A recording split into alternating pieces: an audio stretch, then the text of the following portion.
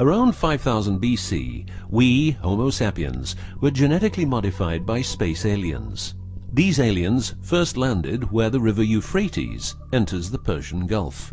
The reason is that in that area a high concentration of what is called monatomic gold is found in the seawater, while nowadays the highest concentration is found on the islands of Hawaii.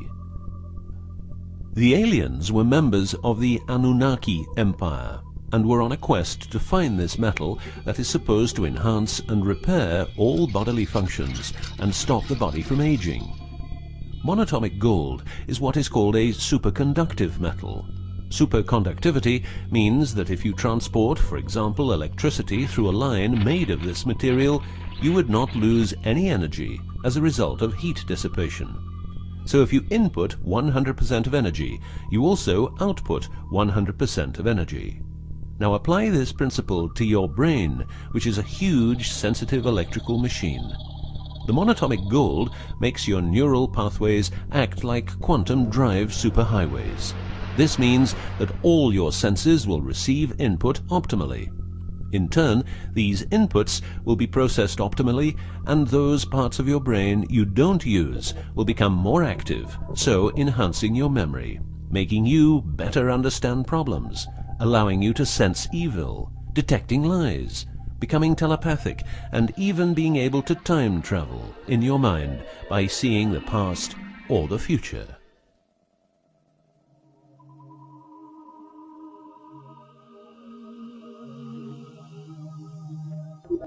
So the Anunnaki, which is the name of the empire which includes races like the Saurian, or as they are called the Reptoids, the Argarians or Nordics because of their human looks, and the Greys from Zeta Reticula, were looking for monatomic gold. This involved enormous effort because it had to be extracted from seawater, or by processing it in such a way that the gold, usually in pairs of 8 atoms per molecule, could be separated into individual particles. In this fashion, the monatomic elements were separated from the multi-atomic cousins. In a similar way, uranium-235 is produced. For the use as intelligent slaves, the Anunnaki took a man, let's call him Adamski, and took out a part of a rib.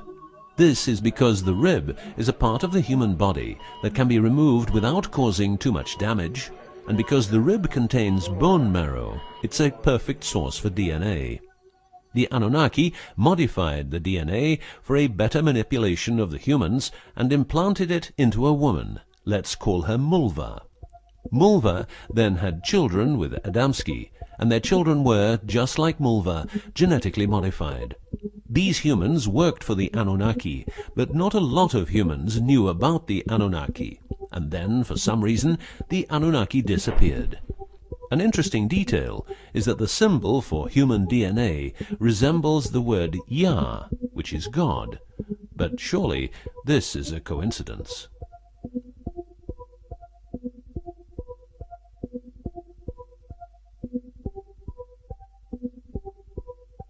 Now, some humans received part of the knowledge of the Anunnaki.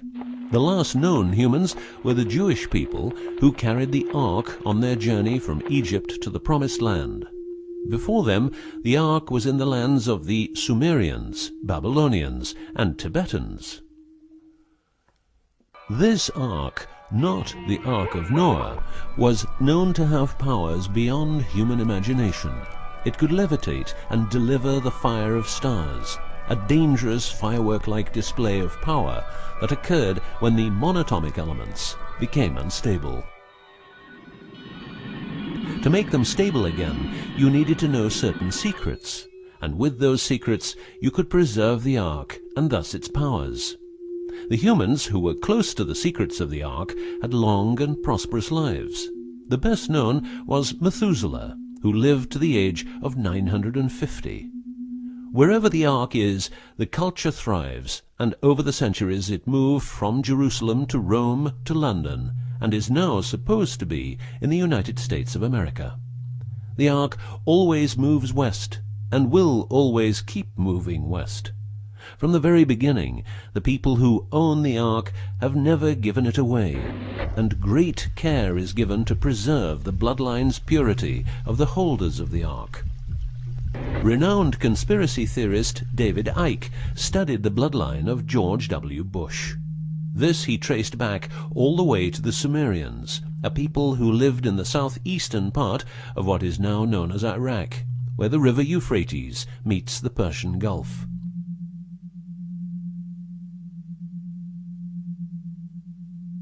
The secrets of the elements of the Ark, scientifically known as orms, orbitally rearranged monatomic elements, are nowadays hidden by secret societies that have control over society worldwide. The word orm is the same as the Hebrew word which means the tree of life. Orms consist of 8 metals. These 8 metals are ruthenium, rhodium, palladium, and silver, known as the light platinum group, and osmium, iridium, platinum, and gold, known as the heavy platinum group. Gestation of these metals in monatomic form prolongs life and enhances and repairs bodily functions. By following what is called a wide-spectrum diet, we can provide our bodies with monatomic superconductive elements. In other words, by eating a lot of grapes, carrots, all blue and dark red fruit and vegetables, and also much other fruit, vegetables, and fish.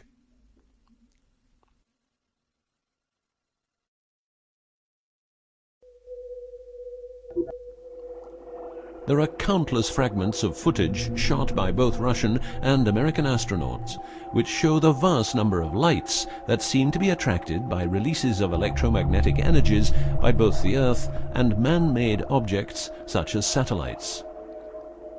In Building 8 of the Johnson Space Center in Texas, the USA, high-resolution pictures taken by satellites are photoshopped each day to remove proof of aliens. In the film The Secret NASA Transmissions, the footage, it becomes clear that astronauts have grown accustomed to these strange anomalies, and that even in 2000, an unprecedented cooperation between NASA, the Russian Space Agency, and a committee of UFO experts was formed to share knowledge on this subject. To better understand this whole story, a few revelations are in place. Everything vibrates because atoms vibrate, and that is because the subatomic particles are in harmonic resonance, a fancy word for vibration and keeping themselves in equilibrium. Gravity is vibration generated by the presence of mass, and it can be neutralized by altering the harmonic resonance of the gravitational field.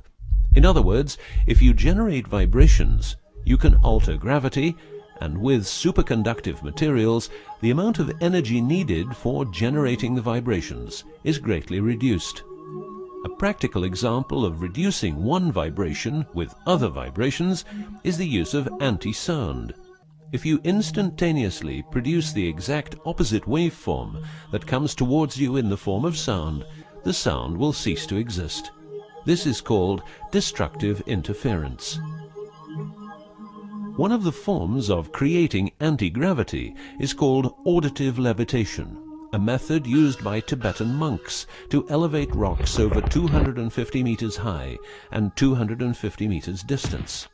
By arranging drums and trumpets extremely precisely, together with some 100 men chanting, all arranged in a precise manner, the monks, after about 5 minutes, could levitate a rock weighing a ton and place it exactly where they wanted it.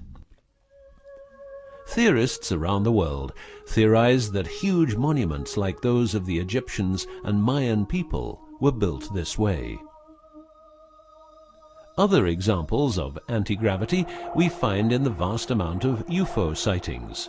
These UFO sightings are actually experiments run by governments in their search for anti-gravity propulsion.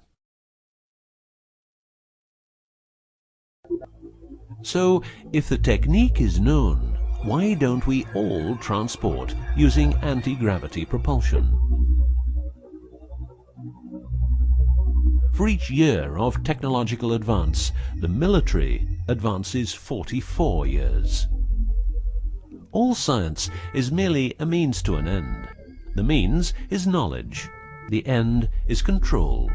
Who will be the beneficiary? What do they want? What they want is control. The establishment of a global economy which is totally predictable and can be manipulated in every sense. Ein Volk, ein Reich, ein Führer. What I am saying is that the vast majority of people is being controlled by the established upper class. I know this is like the plot of a bad movie, but stay with me for a minute. Anti-gravity exists. The ability for everyone to be a genius exists. Aliens exist, and much more efficient ways of producing energy exist.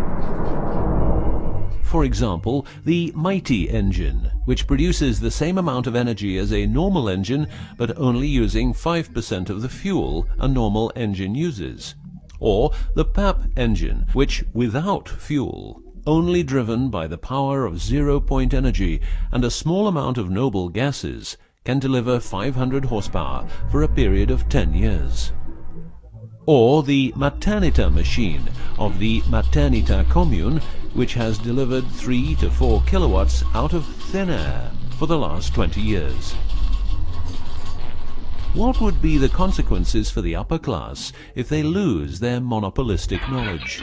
What would happen to them if people would know about the secrets they're holding for us? If I don't need any more gasoline, what would happen? If I don't need any more electricity or gas, what would happen? If I don't need any more medicines from the pharmaceutical industry, what would happen? In order to ensure their powers, the upper class, some call them the Illuminati, handles a strict agenda.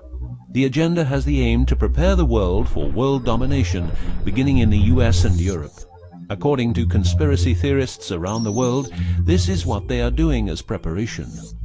By the way, these people are extremely smart and fanatic, extremely rich, and they have tried it before.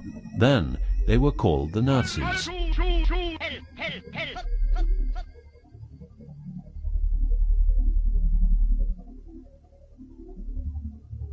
Although what you are going to see and hear sounds very peculiar, remember that a lot of people, for instance, ex-personnel of the US and UK armed forces, have been brutally murdered for making their information public. Let's begin with 9/11, but first a little history. What the Second World War did for the US is that it gave the country such an economic lead that it could easily grow more comfortable in its already powerful role. The industry of war gave everybody jobs, and therefore everybody could start consuming. Marshall aid gave Europe the economic impulse it needed. In other words, war leads to flourishing economies and leaps forward in technology. The process of transformation, even if it brings revolutionary change, is likely to be a long one, aside from some catastrophic catalyzing event like a new Pearl Harbor. These are the words of a neocon think tank whose members count people like Dick Cheney, Wolfowitz, and Donald Rumsfeld. What it says is that America needs a war to transform into its next shape, and 9/11 is our new Pearl Harbor. In the manipulation of people, one of the strongest weapons is to make people believe someone else did it. What I'm trying to say is that the US government is trying to make the people believe Osama did it. But did Osama do it? Did you know that 6 weeks before the WTC towers collapsed, the owner had a new insurance policy made up, ensuring that the owner, if the towers would collapse due to a terrorist attack, would receive the amount of $3.5 billion. The owner, because 2 towers went down, tried to claim 2 times $3.5 billion, but only received 2.2. What happened to building number 7?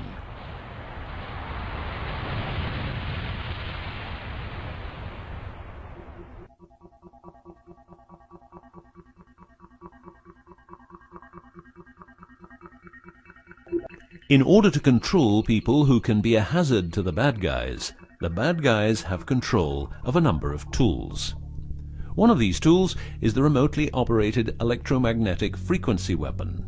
These use microwave, ELF, extremely low frequencies, and acoustic frequencies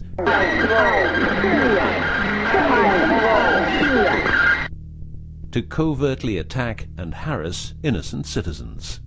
The use of frequency weapons on humans for behavioral control and murder is not new. For well over 50 years, neuro-electromagnetic frequency weapons have been perfected for their covert use in warfare. These classified, non-lethal or silent weapons, as they are known in the trade, have also been perfected by experimenting on an innocent and unsuspecting public since their early development. Directing a beam of frequencies to a human can cause a series of effects. A well-known effect is ELFs causing nausea, headaches, wild racing heart without cause, sudden violent itching in different parts of the body. A frequency weapon can look like this, or like this. Its shape depends on how frequencies have to be directed to the target. Did you know that the US Patent and Trademark Office holds a vast amount of patents for machines which can be used in direct or subliminal mind control systems? Here are a few. Method and system for altering consciousness. Superimposing method and apparatus useful for subliminal messages, subliminal message generator. Enough about the frequency weapons. Check this link to learn more.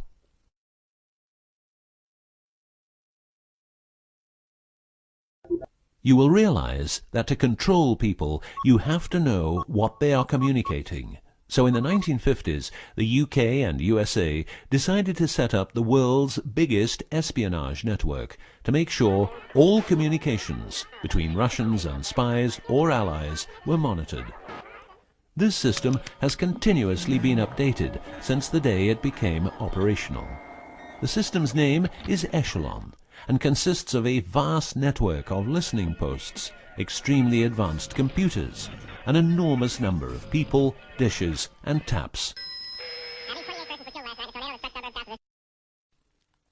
Echelon's computers capture every communication via internet, GSM, UMTS, landlines, TV and radio broadcasts, satellite communications, private, military, and diplomatic, and listens to every word. The computers work with a list of keywords, and when a message contains one or more keywords, the message is directed to a specialist who examines the message.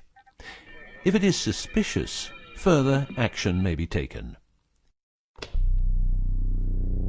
Echelon centers are around the world, but here are the best-known locations. Menwith Hill, North Yorkshire, England. HARP, Remote Mind Control Computer Center, Alaska. Pine Gap, near Alice Springs, Northern Territory, Australia.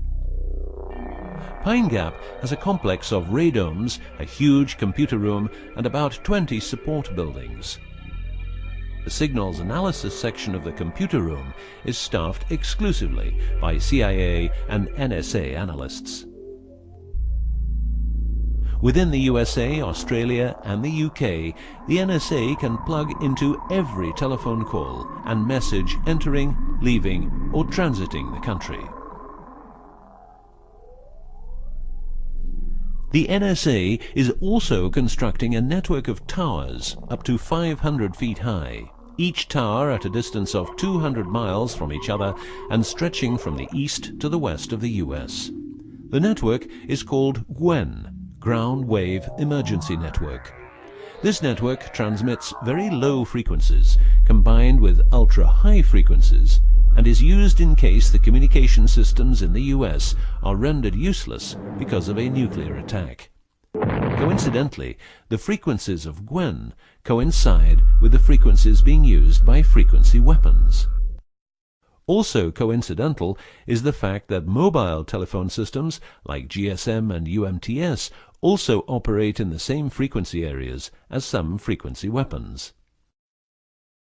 To further prepare for global domination, the secret US government, led by the corrupt holders of the Ark, also known as the Illuminati, or the New Global Union, or the New World Order, or just plain Nazis using the Eye of Lucifer as their symbol, has started building since the 1940s large underground bases with every commodity you can think of. These bases are basically large cities underground, connected by high-speed magneto-leviton trains that have speeds up to Mach 2. According to Phil Schneider, the black budget is a secret budget that garners 25% of the gross national product of the United States. The black budget currently consumes trillions of dollars per year. Presently, there are over 129 deep underground military bases, or DUMBs, in the United States.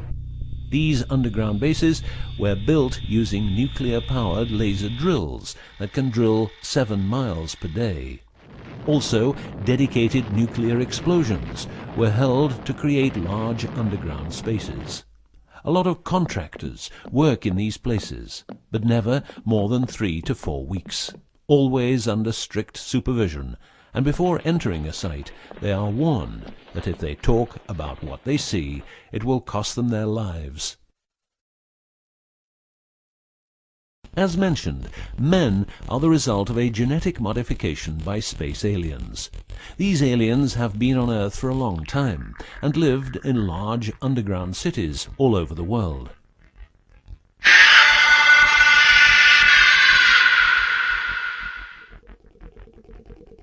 Collaboration with modern governments began as early as 1933 with the Bavarian Illuminati and Thule secret societies, and this collaboration was brought into America via the CIA, which was established with the help of American Nazi agents as well as European Nazis who were brought into America through Project Paperclip and other operations. It was agreed that the aliens and the upper-class secret government would help each other, as agreed in the 1954 Greada Treaty. By 1979, the aliens didn't respect the treaty at all, and it was in this year when, at Dulce Air Force Base, a huge underground base was being built, and during excavation, an underground alien city was discovered. There are several species of aliens working with the US at the Underground 7 level facility at the Alien US Government Biogenetic Research Base in Dulce, New Mexico. The reason they help the US government is because the aliens need space here on Earth for conducting experiments on humans and storing humans in suspended states for reasons unknown. In exchange, the aliens give the US government technology. Examples of these technologies are stealth aircraft, anti-gravity propulsion, genetic research, quantum technologies, computer technology, biological warfare, medicine, GSM, etc. The greatest weapon the devil has is the disbelief people have in him. The devil represents evil, and those who want to dominate are the evil ones because they keep their knowledge from saving lives and improving the world. Instead, the evil ones will make the people more docile and stupid, using more tricks in order to achieve their goal, which is world and universal domination. The story of the aliens seems so unreal that, like the devil, it is subject to ignorance and ridicule, and that is its greatest weapon. In the past and present, the evil ones have tried a number of methods and products to manipulate people. AIDS, invented by a laboratory in Chicago, Illinois in 1972. It was a biological weapon to be used against the people of the United States. Second, the US government has a Tesla device to generate earthquakes. NASA only landed on the moon once. Almost 90% of drugs trafficking is organized by the biggest secret services in the world, like CIA, NSA, MI5, MI6, and so on. Since the US is in Afghanistan, poppy production has reached an all-time high, and never has there been so much heroin on the market. People who don't need drugs needn't worry. Their needs are covered by the pharmaceutical industry. The global warming story is a hoax. The Earth is warming up, but not as a result of CO2 produced by man, but because the cycle of the Earth is just like it is. Remember that 10,000 years ago, the whole northern part of the world was covered in ice. It's what we call an ice age. The Ark, in its recent form, started its journey in the deserts of Egypt and was carried to the Holy Land by the Jewish people. In Jerusalem, the Ark started its journey around the world heading west. Everywhere the Ark has been, one or more obelisks are erected as a symbol of establishment. In the future, the Ark will travel to China, Russia, Iran, until it reaches Jerusalem again, which means the whole world will be under the influence of Lucifer's eye. That will be the moment the Anunnaki Empire will settle and rule Earth uncovertly. On many important sites in the world, buildings carrying symbols of Lucifer's return are common. The best-known example is the Pentagon, which suggests a pentagram referring to the Jewish symbolism and the symbolism of the Ark. Another example is the Israeli High Court. It's a building with dozens of satanic and secret symbols. Like the Eye of Lucifer, an inverted cross you can walk on, its numerical anomalies. It was built in exactly 750 days. Used exactly 250,000 stones, all hand-laid, and was funded by the Rothschilds, the founders of the central banks and the World Bank. These buildings celebrate the coming of and will serve as headquarters for the evil ones. From here, every communication will be monitored. The underground cities will then be used as detention camps, where the bodies of resistance people will be converted into soulless zombies. The army of the NWO and its intelligence agencies will be able to track and trace everybody on Earth and influence their opinions or simply dispose of them. Socially, everybody will be watched by their neighbors and friends and mobbed if they have different opinions. The rich, richer and smarter, the poor, poorer and dumber, will support the pyramid with Lucifer's eye on top, as it has always been. This will be the future, and the future is now.